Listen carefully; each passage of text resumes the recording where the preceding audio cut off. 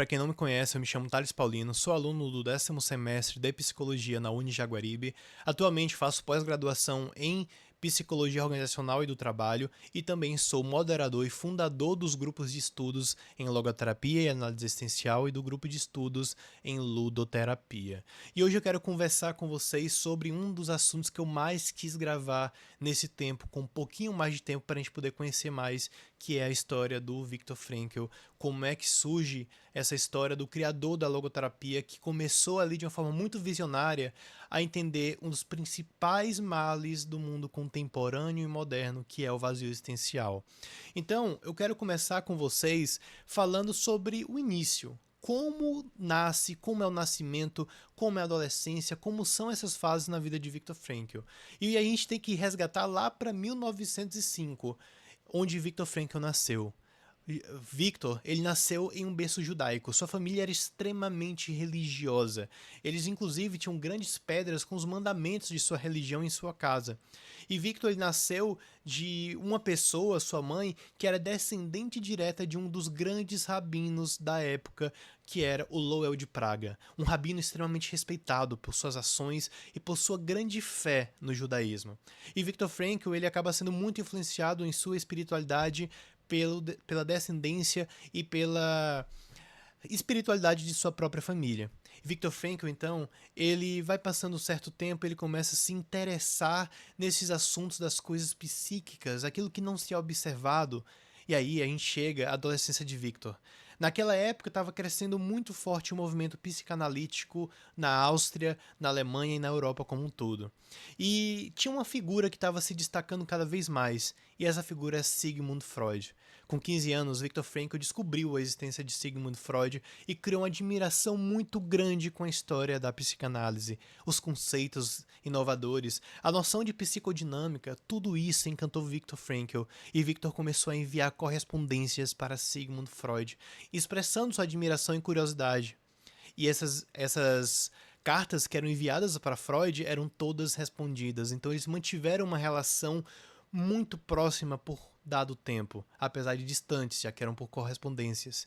E o Viktor Frankl, posteriormente, quando ele já tem sua teoria elaborada, o Viktor vai falar que o trono de Freud jamais será substituído. Então, apesar das críticas que futuramente vocês vão entender que ele teceu à psicanálise, ele sempre nutriu uma grande admiração pela teoria psicanalítica. Até que o Viktor Frankl, com seus 15 anos, começa os seus estudos e a sua vontade de entrar no mundo da ciência. Ele entra na faculdade de medicina em Viena. E na faculdade de medicina ele descobre a Sociedade de Psicologia Individual de Alfred Adler. E ele entra no movimento da psicologia individual de Adler, que era conhecida como a segunda escola de Viena. E lá dentro da escola de Adler, ele rompe com o movimento adleriano e começa a praticar um pouco mais seu interesse na medicina por meio da sua especialização em neurologia. Com isso, Viktor Frankl se tornou o responsável pelo pavilhão de suicidas no hospital Steinhoff. E nesse hospital, o Viktor vai conseguir um dos maiores feitos da sua história. Ele reduziu a zero a quantidade de suicídios que acontecem por mês e por ano no hospital de Steinhoff, que tinha lá, no auge da guerra, chegava até 9.000 suicídios por ano. Então o Viktor Frankl ele consegue um enorme feito nessa época. E aí a gente entra para o período que acontece a invasão do movimento nacional socialista dentro da Áustria. E nesse momento, o Viktor Frankl vai passar por uma mudança muito repentina, porque quando ele já estava trabalhando no Hospital de Viena, ele já era professor universitário, ele já tinha criado inclusive a sua teoria do sentido da vida, que é a logoterapia. Muita gente acha que a logoterapia surgiu nos campos de concentração, mas não. Ela surgiu antes, mas a sua obra foi toda queimada quando ele entrou nos campos.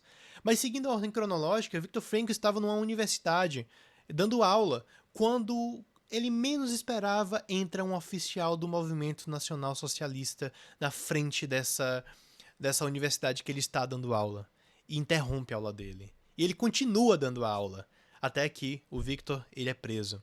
E Viktor ele precisou trabalhar por muito tempo como médico dentro dos campos de judeus. E isso fez com que ele salvasse muitas vidas. Porque o Victor, ele forjava os laudos para evitar que as pessoas fossem executadas nas câmaras de gás. Então o Victor, ele já tinha um movimento muito forte em prol da humanidade. Mesmo em meio aos campos de concentração, em meio à repressão que acontecia com ele, o Viktor Frankl, ele não fugiu do que estava acontecendo.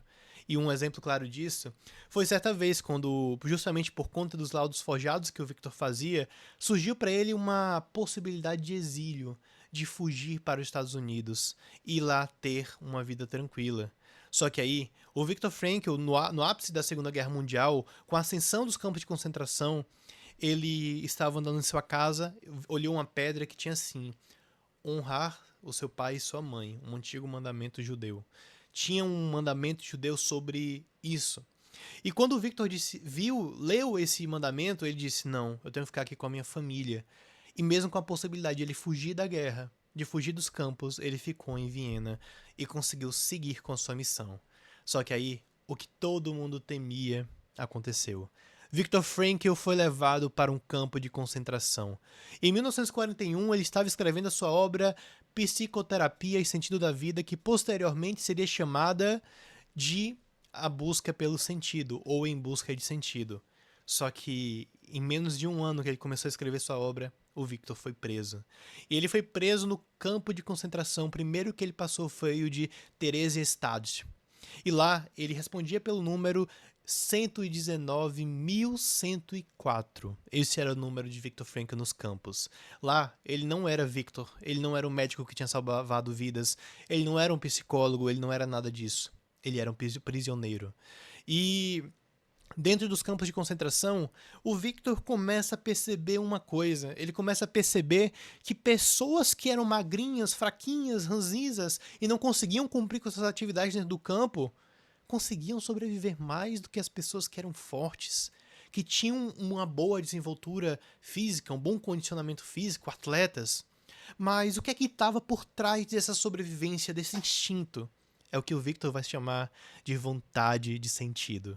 E ele percebe que as pessoas que tinham porquê viver, as pessoas que tinham isso, vamos considerar isso, não, a gente não está falando das pessoas que eram executadas, a gente está falando das pessoas que definhavam e iam ao fio, que tiravam suas vidas no campo.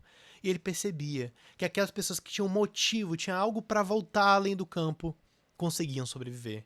Elas tinham resiliência, força de encontrar sentido e humor em meio ao sofrimento extremo. E Victor começou a estudar isso dentro do campo.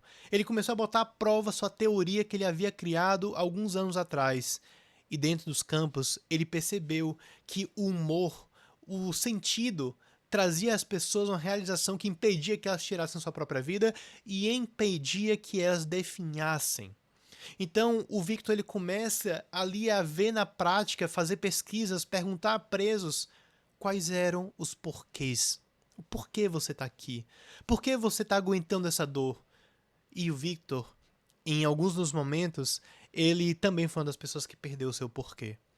Em um campo de concentração que o Victor entrou, um oficial do Movimento Nacional Socialista, eu vou evitar falar o termo correto, ele tinha pego a obra do Viktor Frankl que estava escondida em seu bolso dianteiro. E ao pegar essa obra do Victor, ele cortou e queimou. O Victor ali perdeu tudo, perdeu seu chão. Pela primeira vez, o Viktor Frankl pensou em ir ao fio, em tirar sua própria vida. Mas o Victor não desistiu. Ele disse que ia aguentar até o último segundo, nem que precisasse pegar um guardanapo, um papel higiênico e escrever com uma caneta todo sua obra novamente, várias e várias vezes. E nisso, o Viktor Frankl reescrevia sua obra a cada novo campo de concentração que ele entrava. E ele manteve isso até o final. E aí a gente vai chegar no momento de saída do Viktor Frankl do campo de concentração. Em 1945, pesando apenas 25 quilos, um adulto, alto, pesando 25 quilos, ele descobre que a sua esposa, Tilly Frankl, sua mãe, seu pai e seus irmãos haviam sido brutalmente mortos pelo regime no campo de concentração. Aí o chão de Viktor Frankl cai cai de uma forma que ele nunca imaginou e ele decide de fato que ele não queria mais seguir com a vida. Ele desiste da vida. Só que os amigos de Viktor, eles pegaram papel em branco, botaram para o Viktor Frankl assinar em seus momentos de dor, e enviaram esse papel para uma universidade nos Estados Unidos, onde o Viktor foi aprovado como professor. E por ter essa missão e por ter essa aprovação, o Viktor Frankl desiste de tirar a própria vida. E futuramente, Viktor Frankl, ele vai falar que o que deu sentido à vida dele foi ajudar as pessoas a encontrarem sentido na vida delas. E com isso, o Viktor Frankl ele continuou elaborando a sua obra por um grande período. Ele elaborou o conceito da tríade trágica, onde ele definia que existem 3 aspectos existencialmente humanos que nunca poderemos escapar: a dor, a morte e a culpa. E apesar de sermos condenados a esses sentimentos, nós temos a possibilidade de encontrar sentido. E nisso ele cria mais um conceito muito importante em sua obra, que é a tríade do encontro ao sentido da vida, onde ele definia que a pessoa poderia encontrar sentido tanto por meio dos atos de criação, elaborando um trabalho, elaborando alguma coisa, criando vínculos, como através dos sentidos de vivência, que seria basicamente a vivência propriamente dita, quando o sujeito se distancia de si mesmo, impossibilita vivenciar novas coisas, novas possibilidades de autotranscendência, como também pode criar sentido através da atitude perante o sofrimento inevitável, que foi o que aconteceu com o Viktor Frankl. E hoje nós conseguimos ver que a logoterapia é extremamente eficaz em pessoas que estão em estado terminal, porque ela traz dignidade nos últimos momentos. E o Viktor Frankl, ele cria esses conceitos e posteriormente ele começa a criar também uma metodologia técnica. Ele cria a famosa técnica da intenção paradoxal, a derreflexão e o diálogo socrático. Uma das primeiras abordagens que utiliza o diálogo socrático na psicoterapia é a logoterapia de Viktor Frankl, junto da Gestalt terapia. Então, o Viktor Frankl ele desenvolveu técnicas e posteriormente ele continua desenvolvendo tanta coisa que ele cria uma noção de neurose de massa. Antes de Freud, nós não tínhamos uma noção das neuroses de massa. E o segundo teórico que criou esse conceito foi o Viktor Frankl, onde ele abordou a atitude existencial provisória, o fatalismo, o pensamento coletivista e o fanatismo. E Viktor Frankl, com isso, consegue elaborar uma das teorias mais completas e densas do humanismo, que é a logoterapia e a análise existencial. Mas não para por aí. A logoterapia ela também revolucionou o estudo da psicossomática. Ele criou o livro Teoria e Terapia das Neuroses, onde ele propôs um modelo psicossomático que vem a considerar 3 dimensões: biológica, psicológica e espiritual. O Viktor Frankl, antes mesmo da ONU considerar a espiritualidade como uma das dimensões humanas, ele considerou a dimensão espiritual. E por isso ele foi visionário. Porque ele via que existia alguma coisa que estava levando as pessoas ao vazio existencial. E essa coisa se encontrava nessa dimensão que nada tinha a ver com religião. Foi a sua tese, inclusive, muita gente não sabe, mas a teoria do Deus inconsciente, que é a teoria sobre o inconsciente espiritual, veio no seu projeto de doutorado de filosofia. Então Viktor Frankl ele continuou fazendo muitas obras até o fim da sua vida. O Viktor ele faleceu em 1997 com 92 anos e lecionou até os 91 anos de sua vida. Ele passou praticamente a sua vida toda nas salas de aula. E ele ganhou e recebeu 29 títulos honoris causa. E além disso, a sua obra, eu fico até emocionado quando conto a história do Viktor Frankl, não tem como. E a sua obra, ela é considerada um dos maiores patrimônios da humanidade por vários governos do mundo todo, inclusive pelos Estados Unidos da América. Então o Viktor Frankl ele acumulou uma forte luta pela vida, pela dignidade da pessoa humana. E muita gente não sabe, mas o Viktor Frankl foi o criador de um movimento político. Ele criou a noção do monantropismo, que é um movimento político que vai surgir em decorrência do pensamento de Frankl de que seria possível unir as pessoas em um sistema mono. Ou seja, apesar das diferenças, unir as pessoas em prol de uma só causa. A gente sabe que isso é muito utópico, mas isso só prova cada vez mais que se teve uma coisa que o Viktor procurou em toda a sua vida, não foi vingança pelo seu período no campo de concentração, mas encontrar o sentido e possibilitar que outras pessoas encontrassem a paz. Eu acho que essa é a mensagem que fica com a história de Viktor Frankl. Eu espero que vocês tenham gostado de conhecer um pouco mais dessa pessoa que foi extremamente importante para a história da psicologia, para a história da antropologia e para a história da ciência como um todo. E para quem quiser conhecer um pouco mais do Viktor Frankl, eu recomendo a leitura do livro Em Busca de Sentido.